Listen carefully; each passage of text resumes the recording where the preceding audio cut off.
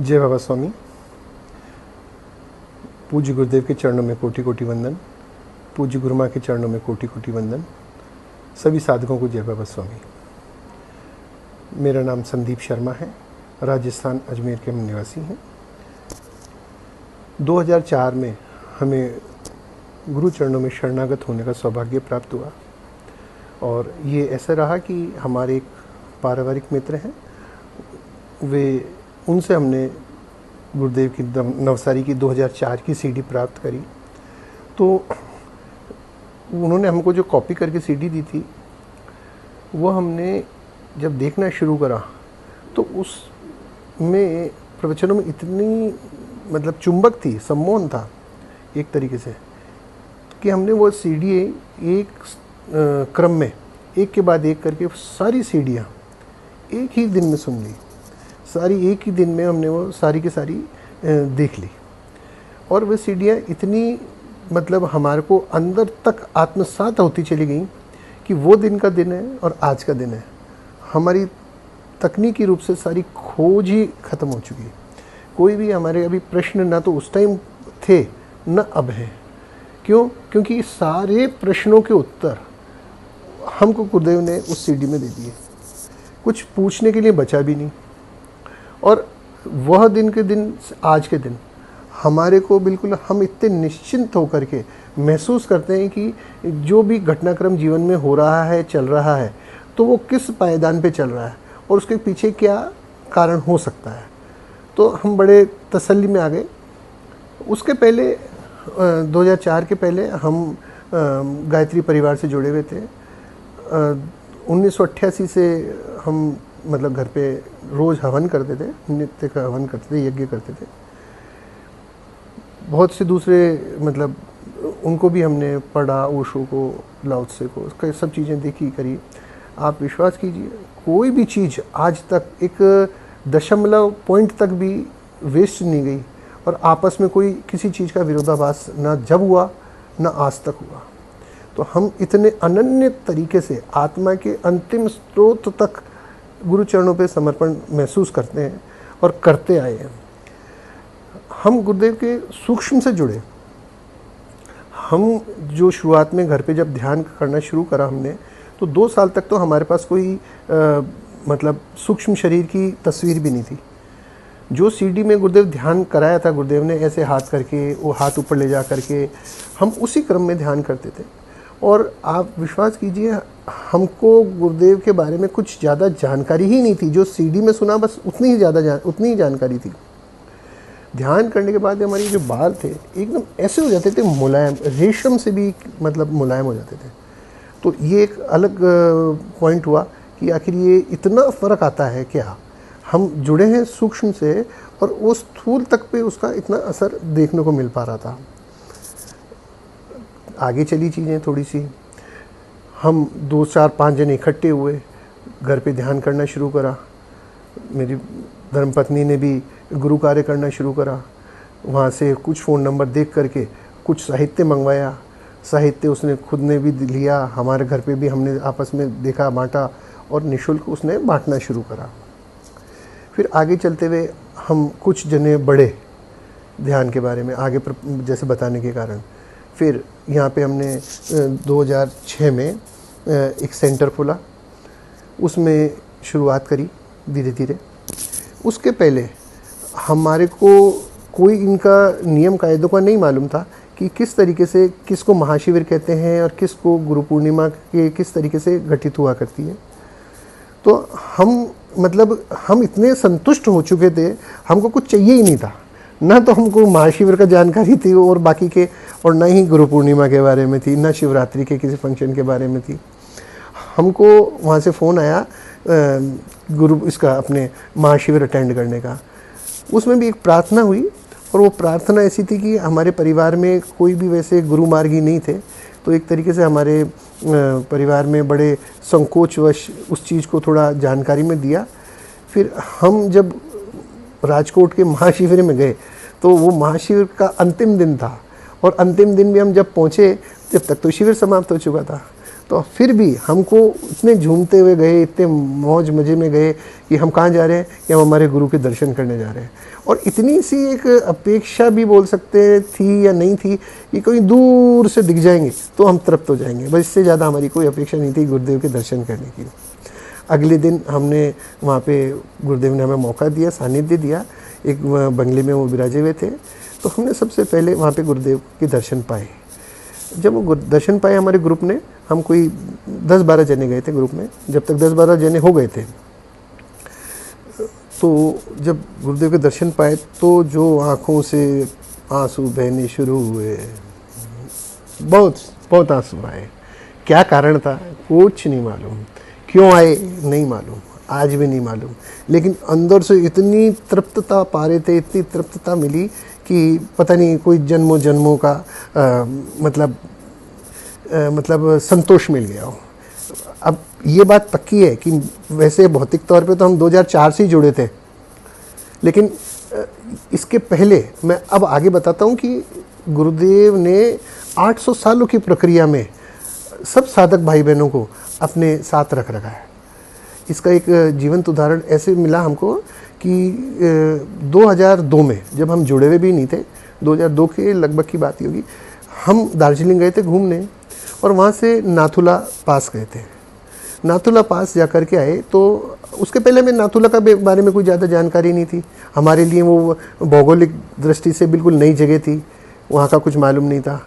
तो जहाँ का मालूम पड़ जाता है भौगोलिक दृष्टि से और वहाँ का कभी कोई समाचार आता है तो ऐसा लगता है कि चलो अपन थोड़ा सा जिज्ञासावश उस खबर को पढ़ते हैं।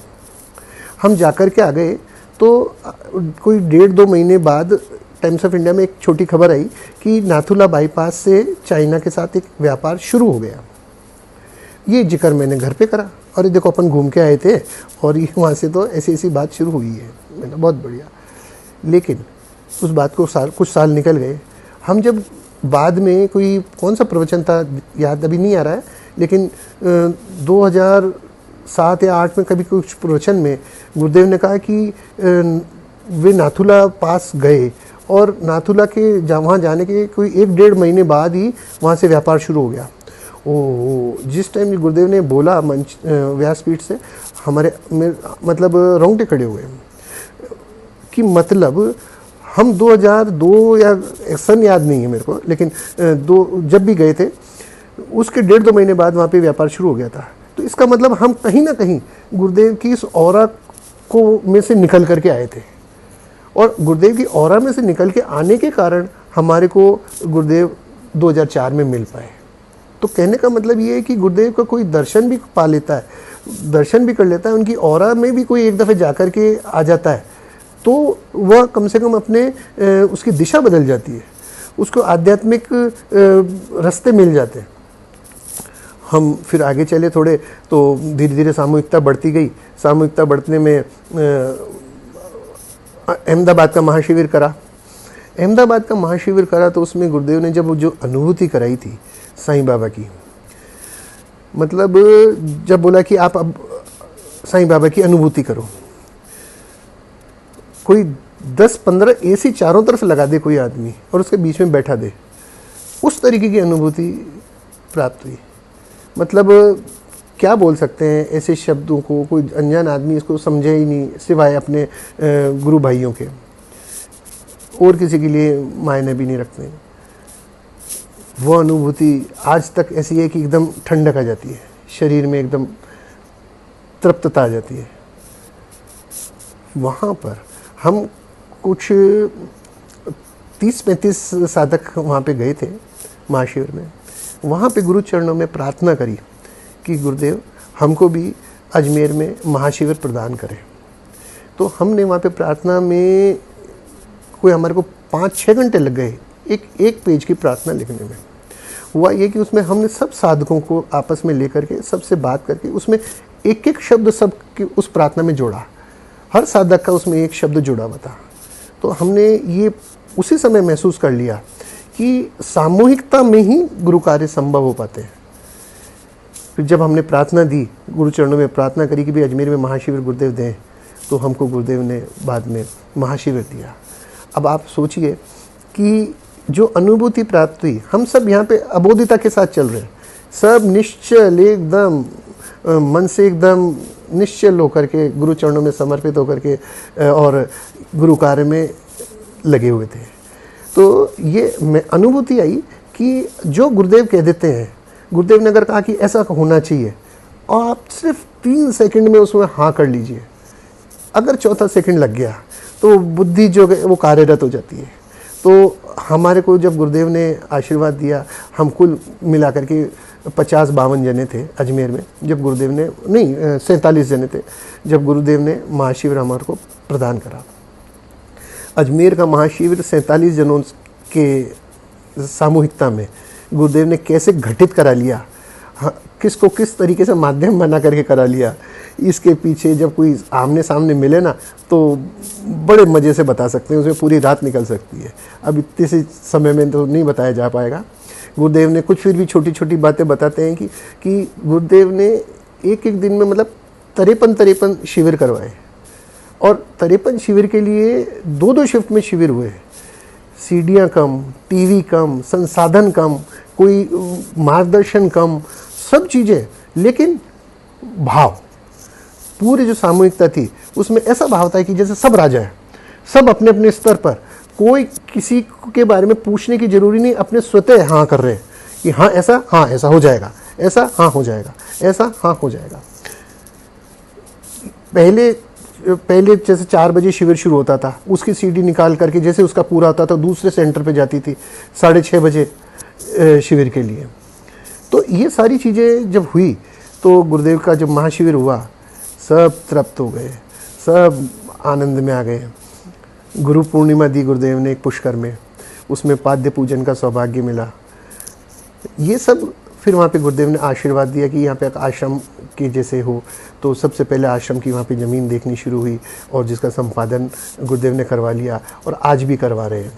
तो ये सब जो चीज़ें हैं आध्यात्मिक स्तर पर सिर्फ अनुभूति जन्य है, और अनुभूति में ये है कि सिर्फ अगर गुरु कृपा में अधिकृत माध्यम सिर्फ 3 सेकंड में अगर हाँ कर लेगा तो वो काम गुरु शक्ति अपने आप करा लेती है।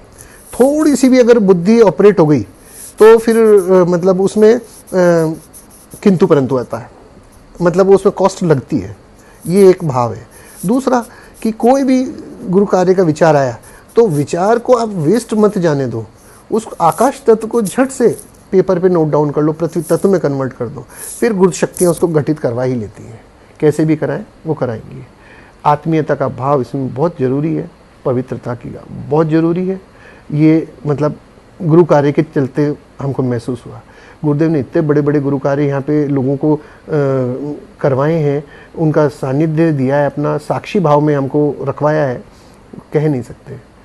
आगे चले तो थोड़ा और फिर गुरुदेव ने यहाँ पर आश्रम की स्थापना करी, मंगल मूर्ति यहाँ पर लेकर के आए। मंगल मूर्ति की जब प्रार्थना करी थी तो यहाँ पे मंगल मूर्ति गुरुदेव ने ला करके समर्पण भवन में मतलब स्थापित करी। मतलब आप देखिए कि मोक्ष मंगल मूर्ति से मिल पा रहा था, जीते जी जीवंत। मतलब आप जाइए, आप दर्शन पाइए और अपने आप को पूर्णतः आध्यात्मिक स्तर पर तृप्त कर लीजिए। इतना मतलब जबरदस्त उसमें चुंबक। आप बैठो और आपका इंटरनेट शुरू, आप बैठे और आपकी लॉ लग जाती थी। और आज भी आश्रम में मंगल मूर्ति विराजी हुई है और वहाँ पे आप सब जने पधारो और अपने आध्यात्मिक प्रगति पाओ। अब तो मंगल मूर्ति के साथ साथ गुरुदेव ने विश्व चक्र की स्थापना भी कर दी, गादी स्थान की स्थापना हो गई। तो ये सब गुरुदेव ने हमको साक्षी बनाया है। हम किसी योग्य नहीं है, लेकिन सिर्फ एक सामूहिकता और आत्मीय भाव, साथ में सिर्फ 3 सेकंड में गुरु चरणों पर अगर अपन हाँ करते हैं, अपनी सहमति देते हैं अंतरात्मा के स्तर पर, तो काम घटित होते ही है। ये हमारा मतलब स्थिर विश्वास है। तकनीकी बात में कुछ भी बाकी रहा नहीं, कोई प्रश्न नहीं, सब गुरुदेव को समर्पण है। और हमने जो पाया है वो मतलब तृप्तता पूरी पा ली, अब कोई पाने लायक चीज़ बाकी भी नहीं रही। जय बाबा स्वामी।